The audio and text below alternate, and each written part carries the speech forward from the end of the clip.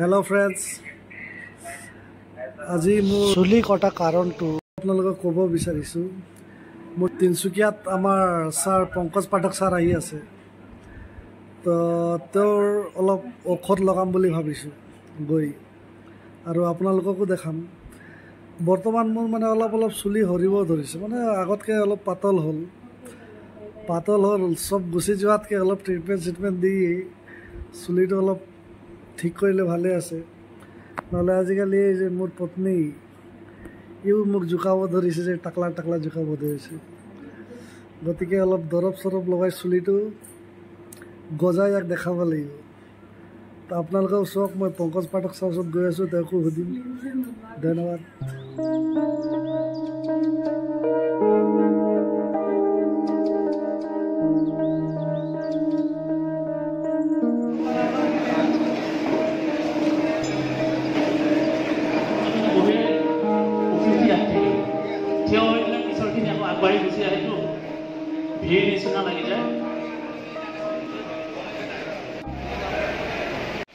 Sir, আমাৰ এই চুলিৰ ঔষধ বহুত ভাল ৰিজাল্ট আহিছে অল অভাৰ অসমত। এনেকুৱা প্ৰচেছ, আৰু আমি আজি এবাৰ লগালোঁ, আৰু কেইবাৰ লগাব লাগিব? 5 বাৰ লগাব লাগিব। আজি একবাৰ লগালে 15 দিন পিছত আৰু এবাৰ, এনেকৈ 5 বাৰ লগাব লাগিব। এতিয়া ডিব্ৰুগড়ত আমি একবাৰে লগাইছোঁ, যিসকলে ডিব্ৰুগড়ত লগাই আছিল প্ৰায়বিলাকে ইয়াতে আপোনালোকক সন্মুখতে কৈ গ'ল আহিছিল। তো মই যদিও মানে 10%ৰ কথা কৈছোঁ, কিন্তু 90%ৰে আহি গৈছে ডিব্ৰুগড়ত লগা। তেনেকুৱা। ঠিক আছে ছাৰ, থেংক ইউ।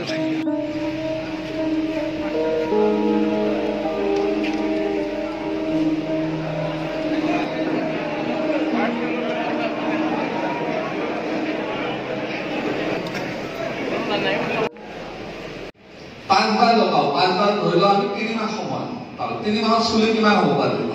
খুব বেছি 1 ইঞ্চি হ'ব পাৰে। এতিয়া আপোনাৰ যদি এইখিনিত যদি 1 ইঞ্চি একদম এতিয়া চুলি নাই, 1 ইঞ্চি বা ধৰক 2 চেণ্টিমিটাৰ চুলি আহি বহুতে ধৰিব নোৱাৰিব চুলি অহা। কাৰণ প্ৰথমবাৰ বা যিটো লগাৰ পিছত বা 5 বাৰ লগাৰ পিছতো ঘনত্বটো বাঢ়ি নাযায়, পাতল হৈ থাকিব। কিন্তু ঘনত্বটো বঢ়াৰ কাৰণে আৰু এটা লং প্ৰচেছ। মই যিখিনি নিয়ম পাওঁ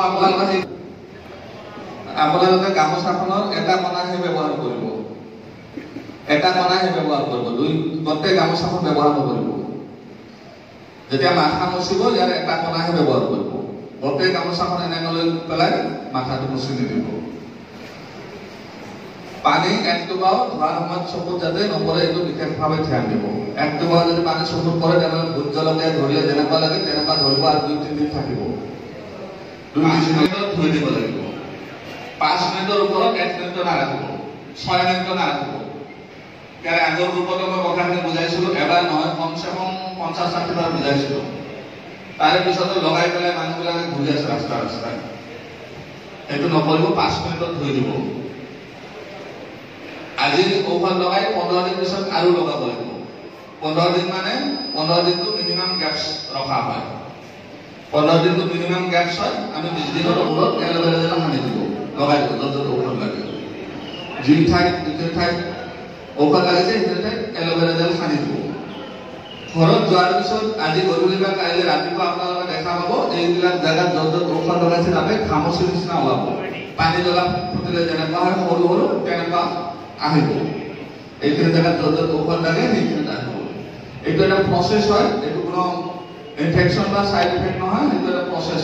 ঘামচি ডিব্ৰুগড়ত কেম্প কৰিছিলোঁ, আৰু ইয়াৰে পৰা তিনিচুকীয়াৰ পৰা কিছুমান মানুহ ডিব্ৰুগড়ত গৈছিল। প্ৰথম গ্ৰুপত তেনেকুৱা প্ৰায় 20জনমান মানুহ পালোঁ।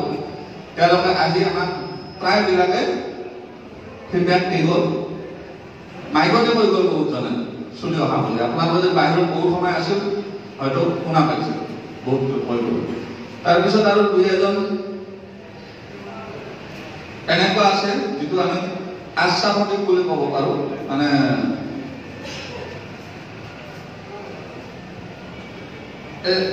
এজন ল'ৰা এল'পেচিয়া হৈছিল, এল'পেচিয়া হৈ প্ৰায় 70% চুলি গুচি গৈছিল।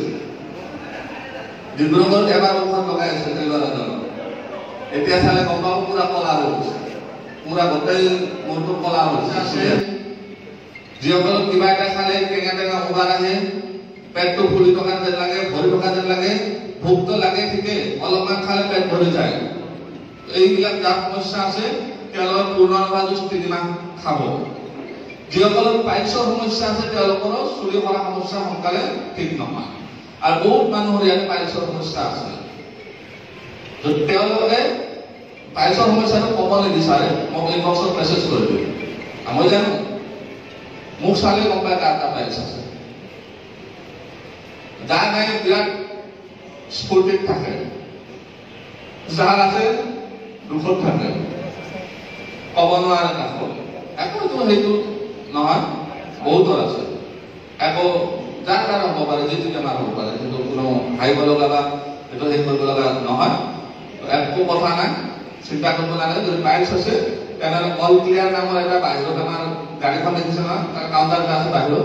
অল ক্লিয়াৰ নামৰ এটা জুচ আছে, 3 মাহৰ পৰা 6 মাহমান খাব লাগে, একদম পাইলছ ঠিক হৈ যায়।